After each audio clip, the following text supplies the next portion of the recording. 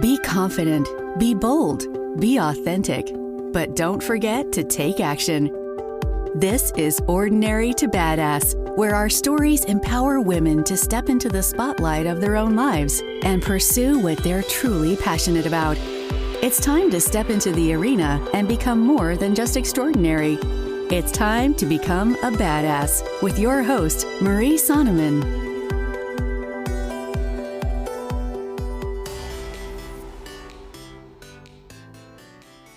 Welcome to Ordinary to Badass, episode number 297.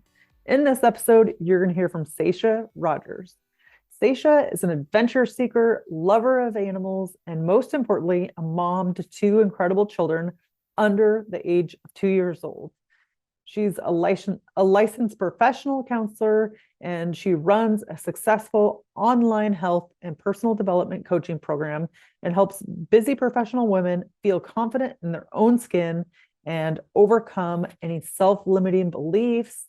And she has individuals that have lost over 100 pounds on her program, and she's helped thousands through an Inner Anthem Academy. So listen to this episode. You're going to hear from Sasha and her vulnerability. I love it. Like, she's so vulnerable about some of the hard things she's gone through. And you see her and you think, oh my gosh, total badass, which she is.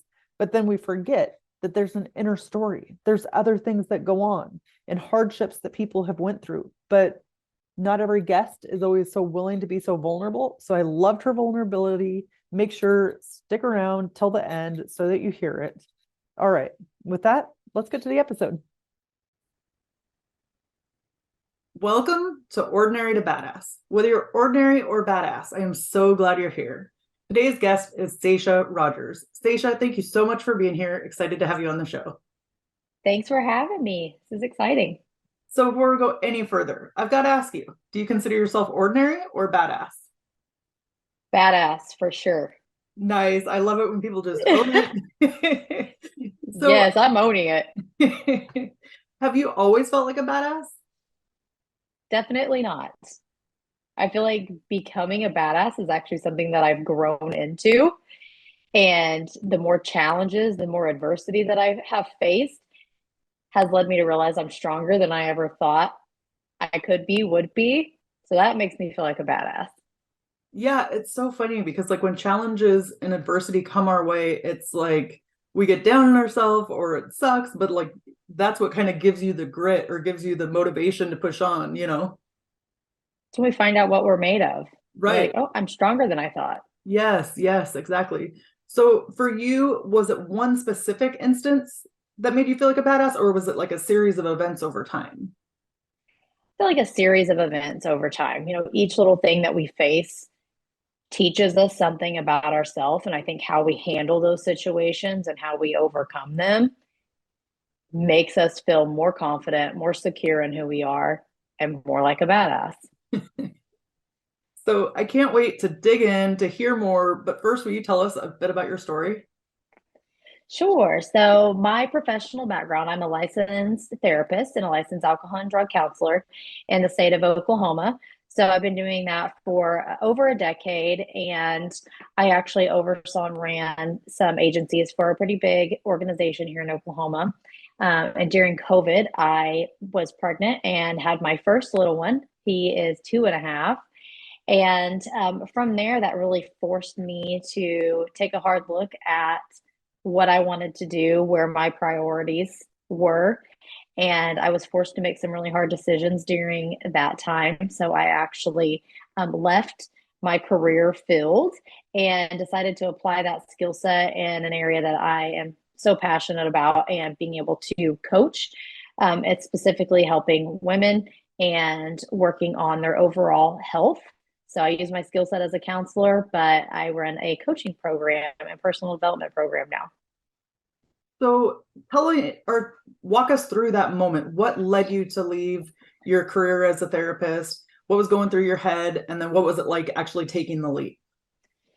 Oh gosh, my first word that I come up with is just completely nerve-wracking. So it's something that I considered and looked into. I had a pretty high stress level job, and there was some tough days, in there, but I also felt like I was really good at what I was doing. And so leaving the security of that and that comfort zone, I think for a lot of women can be really hard.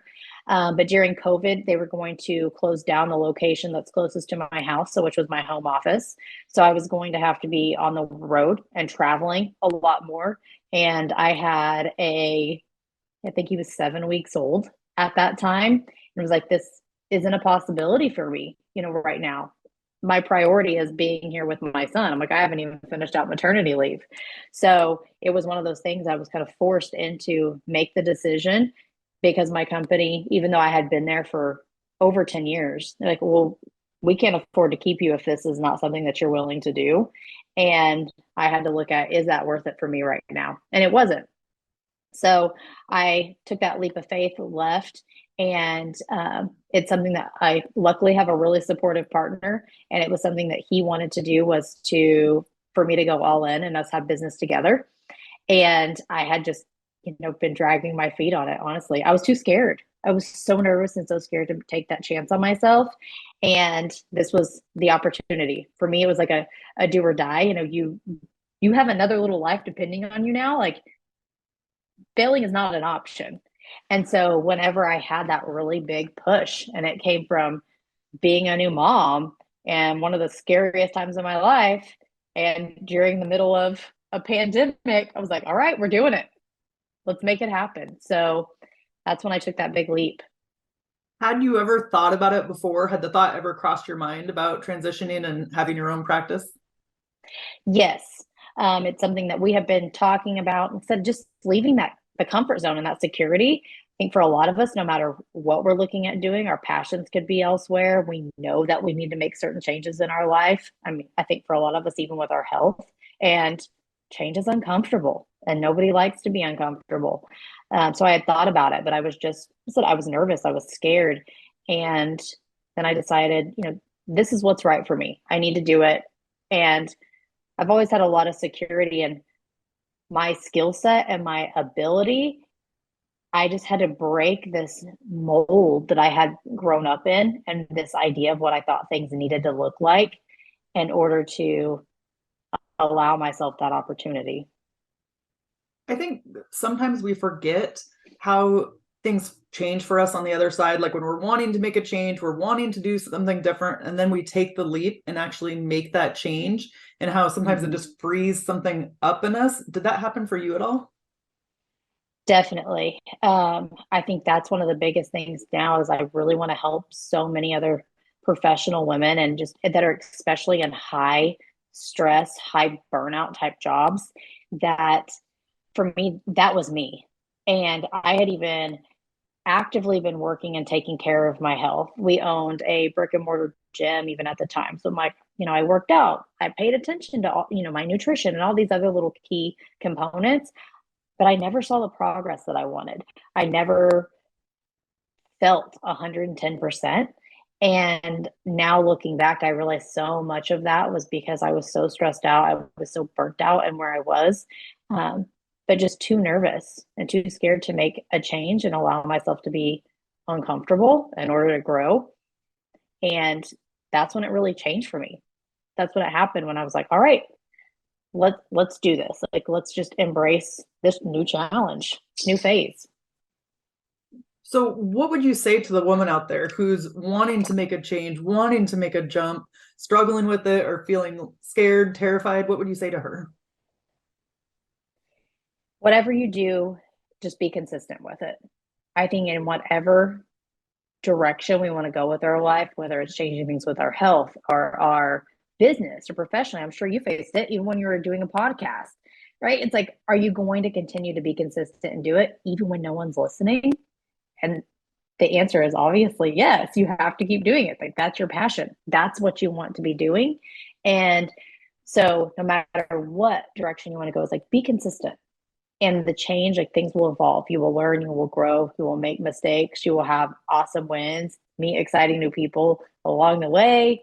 And that's the key. It's like just staying committed to the process. Yeah. previously we had Tiffany Babb on the Ordinary to Badass podcast, and she was saying like your days are won in the ordinary days. You know, the grind of every day. We always think it's like some huge accomplishment that's going to make us feel badass or feel cool, but it's actually like all the steps along the way that get you there. I totally agree with that. So what do most of your clients, or what is the problem that your clients come to you with, and what is the solution that you tell them? Most clients that come to me is they're just unhappy or feel stuck with where they're at. So a lot of people come to me initially because they want to get healthier from a physical standpoint. So they're looking to, lose weight, fit in their clothes again. They know they lack motivation to even just get into the gym. And so they're coming to me wanting to make physical changes. And then we really dive in and we discover, because I tell them like, we're going to go as deep and in these layers as you want to go, because that we all have been in this cycle before, right? It's like we've gained some weight, we've lost some weight, and it's so much deeper than that. And so whenever they come to me, it's very much on the surface level. And then we just go layers and we're like, okay, these are the limiting beliefs that are getting you back. These are the things that we need to break, these barriers. And we really uncover so many different things and see so much growth from there. Sorry about that. Will you talk a little bit? There we go. I had it on mute. Yeah, I was like, the volume went out on me. Will you talk a little bit about limiting beliefs, like what that is and how that can relate to health? Definitely. So limiting beliefs in my mind are, think of yourself in a box, right? It's like we're standing inside of this box and we want to get to something. We want to achieve something outside of this box. And we just keep running into these same four walls. And those four walls have been built either by challenges we faced in the past, how we've reacted, things we've been told growing up, and all these different types of situations throughout of our life mold us into this box. And we have to begin to break down those certain beliefs and limitations in order to break free and get to the other side, find what we're looking for. And so we are really able to uncover, what have those challenges been, what have been those things, whether it's like said, things you've been told growing up, certain situations that you faced in the past, ways that you've reacted or handled things in the past, different struggles, and realizing like that doesn't necessarily define who you are. It's just part of your story. And so we can rewrite our story at any time. And so breaking down that, figuring out what is the story that you want to rewrite. And then we begin building that process together. So once you recognize that story that you've been telling yourself or those limiting beliefs, then what do you do? So for us, and even with my clients, I look at things, very objectively, because I think so many of us react upon emotions. And I like to consider myself, one of my strengths is actually being, I call it emotional management. And so I'm able to manage my emotions really well. And a lot of times we're reacting emotionally, and that then is what causes some type of either pleasure or pain in our life. And being able to recognize, this is how I'm feeling, this is what's going on, this is what's going on in my mind right now. And so now how do we begin to set some objectives in order to even get better by 1%? And that's even you going back and talking about, it's that grind, it's that day to day. And we're not looking to completely create a shift overnight. These things have been with us for years, decades even, and it's not going to happen overnight.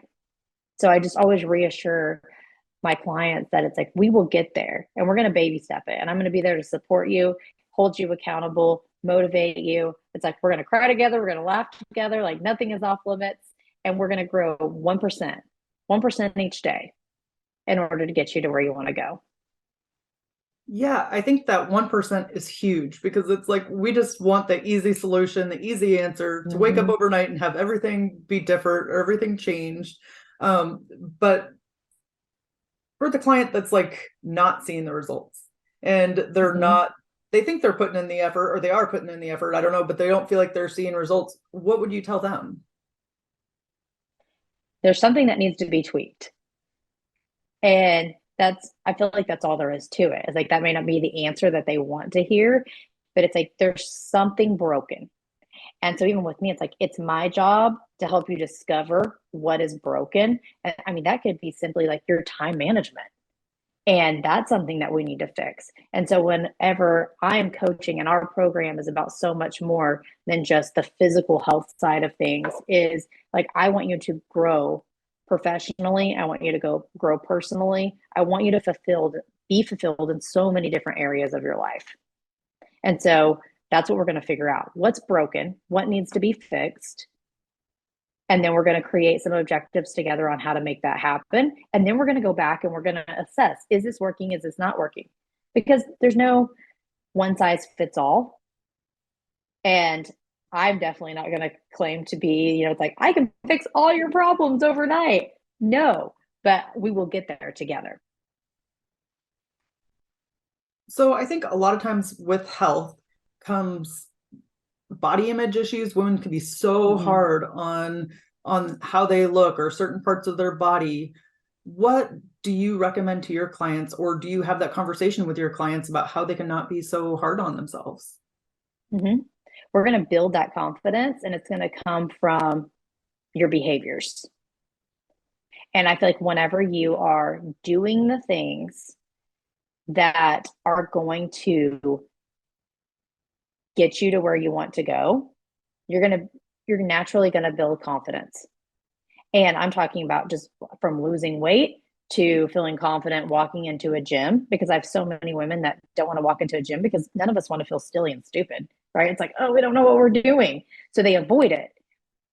Well, once you build that confidence, you're going to walk in and you're going to own it. And you're going to walk into your job. It's like I've had so many people that get promotions at work because like we just see all these different shifts happening in their life and this confidence. And it's because they're putting into action the things that we're talking about and that we're working on every single day, every single week. So even when it comes to the body image, and I actually just posted something in my stories yesterday, and I have so many women that when I first talk with them, they say, oh, I felt fine at this weight, or this is where I was comfortable. And I'm like, okay, that's great. But I'm going to get you beyond fine and comfortable, because fine and comfortable are just very ordinary and honestly just shitty words. I'm like, fine and comfortable, that does not sound exciting. And so I'm like, we'll get you to fine and comfortable quickly. But then my job is to have you thrive, to feel absolutely amazing. And I'm going to empower you and push you to find that. I said, and then from that same little share, I had a client reach out to me yesterday, and she was like, I remember being that person and saying that to you. And now she feels like a total badass. And she was like, I can't believe that I wanted to just be fine and comfortable. And I'm like, you are able to accomplish so much more. And that's what gets me so excited, is being able to help women discover that. Yes. It's like, why do we just settle so many areas of our life? We settle for fine and comfortable when there is happiness, there is joy out there. It's just a matter of finding it, or maybe tweaking something that you're doing so that you can experience that joy. That's right. So we tweak, we modify, we adjust, we grow, we learn, and we stay consistent. Yes. I think consistent and persistent, like to keep going, kind of like you said earlier, like even if you're not seeing the results, to keep going. And that's where you see the good stuff. That's right. So this transition for you, being a mom and having a business, how has that been for you being a mom? Like, have you ever struggled with mom guilt, and how do you deal with that? Oh, I struggle with mom guilt all the time. So I completely run business from home. I don't outsource any of my coaching. Like I do all of my coaching one-on-one personally with my clients. So we stay busy. My 2.5-year-old, he was diagnosed with autism at 2. So I have a little one with special needs, and I also have a 13-week-old at home. So life is crazy. They're home with me. Luckily, I do have some support from family. And then even with my partner, David, and I running business, like we practice what we teach all the time of like, we have to collaborate and communicate, and look at our schedules and, and live by that. So dealing with the mom guilt, and I feel like I deal with it especially more with Zaymond, which is the son with autism, is he needs so much and he wants so much attention and he is so super busy that he constantly needs stimulus and wants to be doing something. And I can't be doing that with him all the time. I'm like, I also have to take care of you, child. Like, I have to provide for you.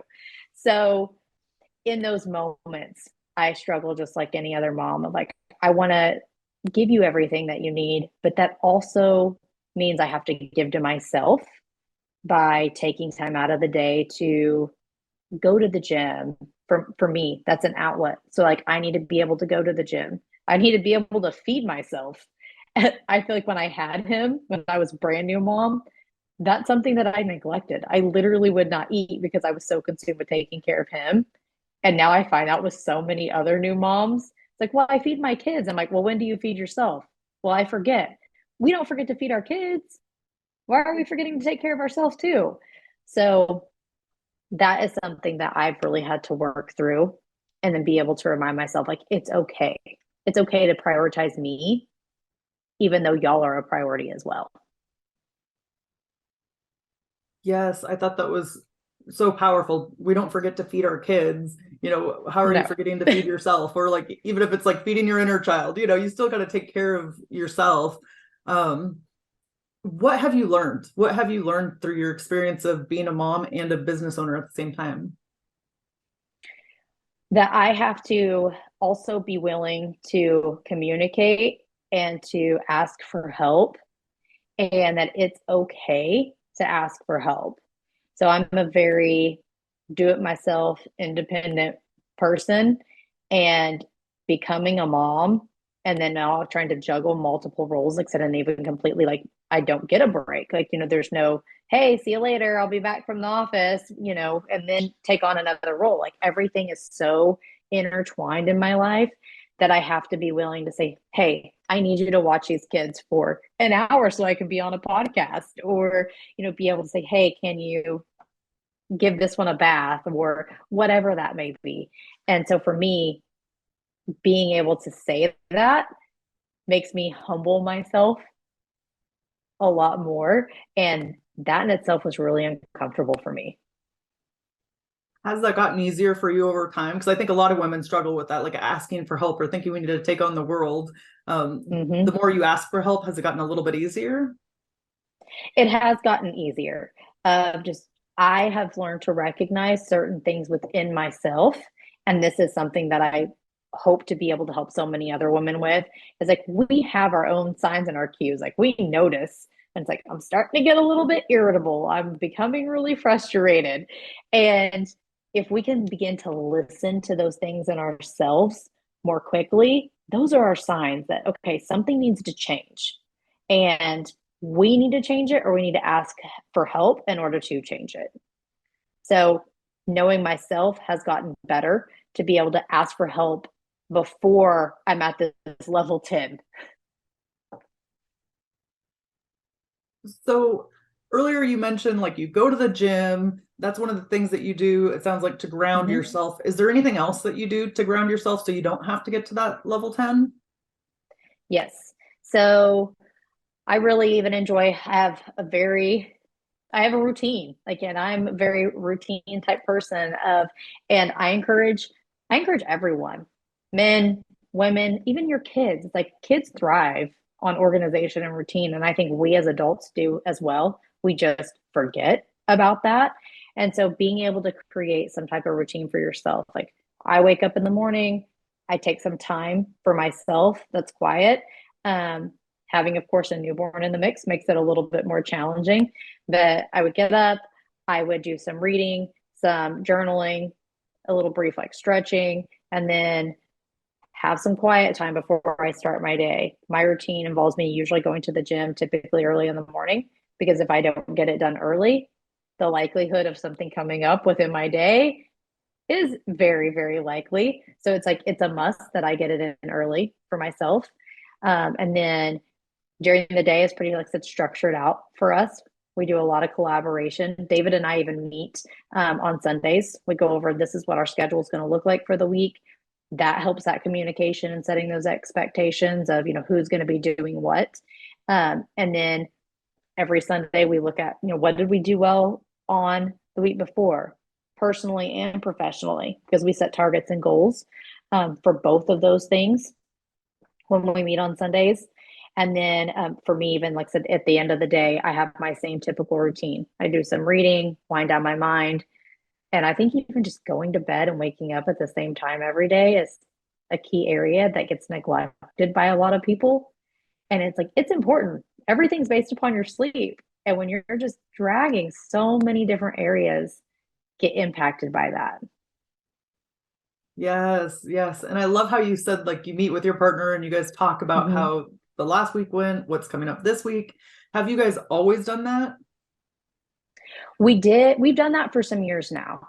And we have found that we function so much better. And especially since going into business together, it's like it's so important for us to set those targets. Because like we need to be on the same page in our house and with our kids, and we also need to be on the same page when it comes to professionally. These are the goals that we have, because we can't be each working for different things. And I think this is with any company, organization, and even when you are even an employee, you don't even have to be that business owner. If you don't have any clear direction, we feel burnt out. We don't feel like our own needs are getting met.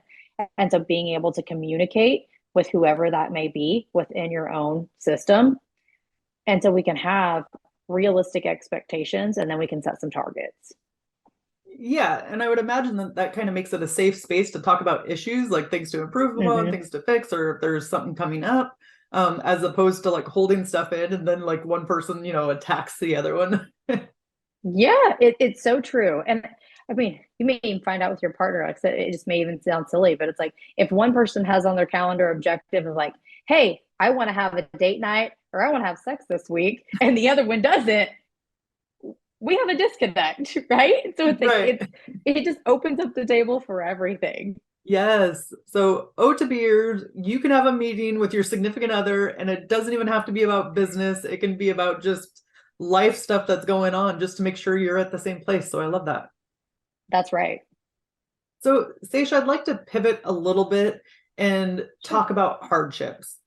Okay. Often in a social media world, we think life's all like gumdrops and lollipops and everything's perfect for everybody. Or not for everybody, but for other people. And so will you share one of the hardships that you've been to or that you've been through to get to where you are today? So something that I'm going to share it with you, and I'm like, I haven't put it out there for really anyone. So David and I went through a time where we actually dealt with some own personal issues within our relationship.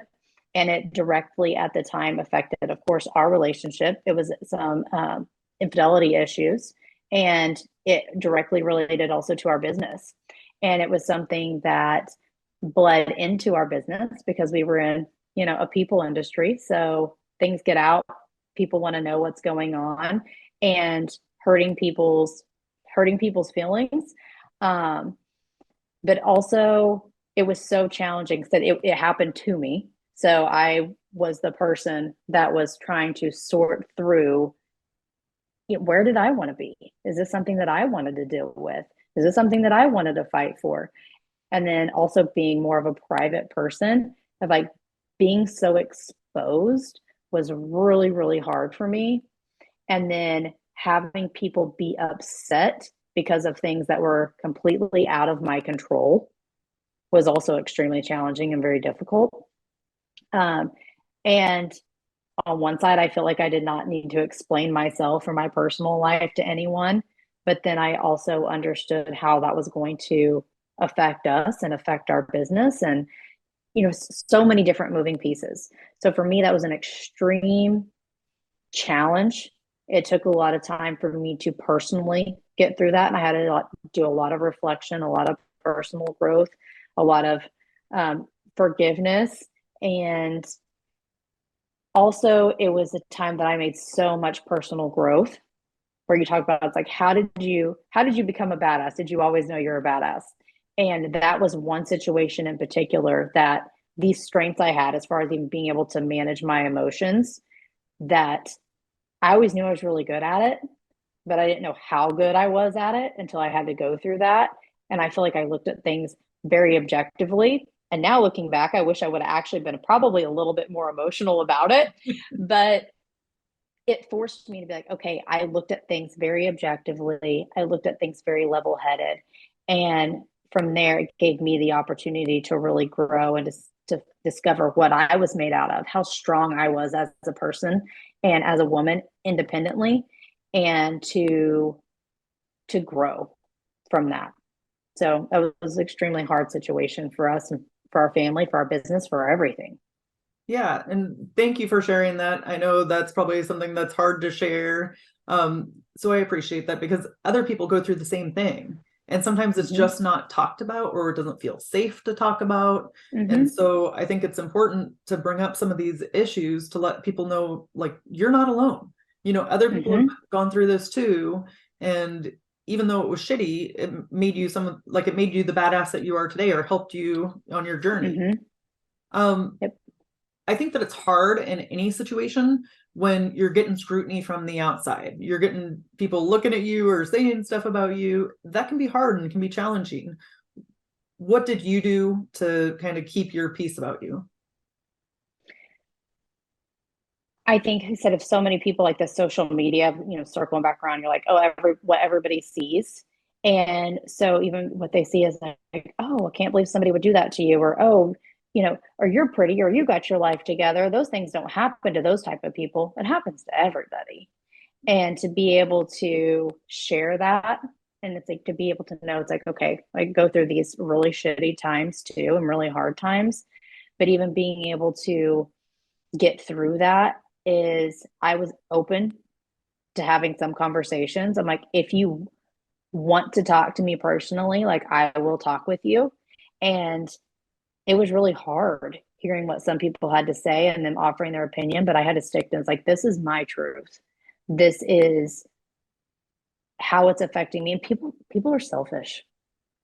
And I feel like that's one of the really shitty things that I had to go through, is like, I did not want to be that selfish person. I was so worried about not hurting other people's feelings, that I was also scared to say how it was affecting me, and how it was impacting me and my mental health and my relationships. And so when I stopped being so scared and was okay with opening my mouth too, and be like, hey, I'm hurt over here too. Like, I'm hurt, I'm struggling. That's when I really feel like I was able to grow and like walk into discovering who I was and being able to grow. So we keep so many things hidden and bottled in, and we're supposed to be strong. And I think especially as women, it's like we're supposed to conquer and do everything and wear so many hats and have it all together all the time. Right? That's just not the case. Yes, that's social media, not reality. Right. It's not reality. And if more people are able to see, it's like, okay, yeah, they go through it too. Like, we've been through life challenges. Like, that's how, and I think that's how I'm able to help so many other people grow now. It's like, I'm not going to tell you that I'm perfect and blow rainbows and sunshine up your ass. I'm like, because it's not going to be that way. Your journey's not going to be that way. Right. And that's when we grow. There's the opportunity. So good. Thank you for sharing that. I appreciate it. Yes. So, Sasha, let's end with a tip to encourage women who are in the arena fighting for the life that they want. My biggest tip is just stay consistent. You know what you want, and see the path through. Give yourself the opportunity to actually be happy and to say what you want, and be okay with that. Not everybody may agree.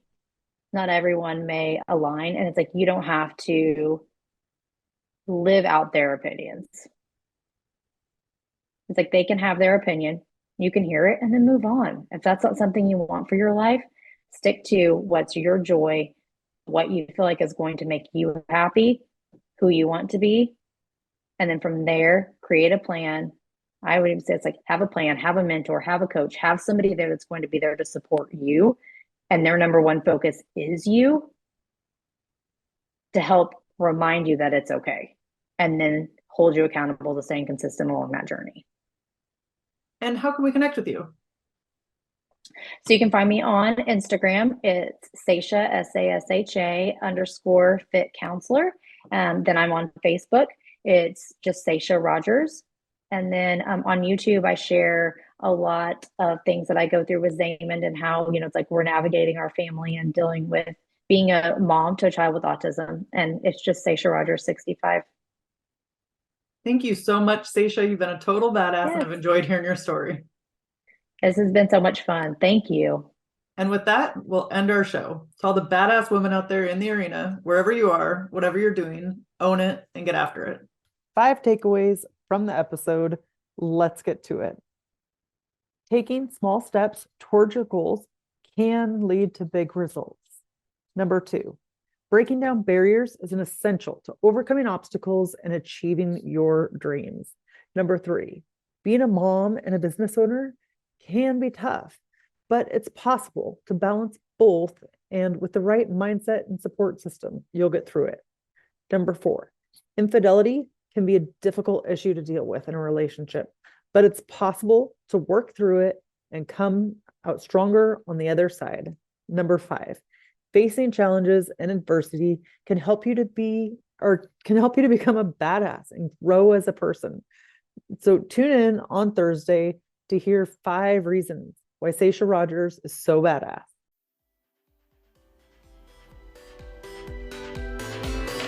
Now that you've listened to this episode of Ordinary to Badass, we want to hear from you. Go to our website, ordinarytobadass.com/podcast, and submit your own experience on how you took your life from ordinary to badass, and get the chance to be on a future spotlight episode of the show. That's ordinarytobadass.com/podcast. While you're waiting for the next episode of the show, wipe off the sweat, dust off the dirt, and get back in the arena.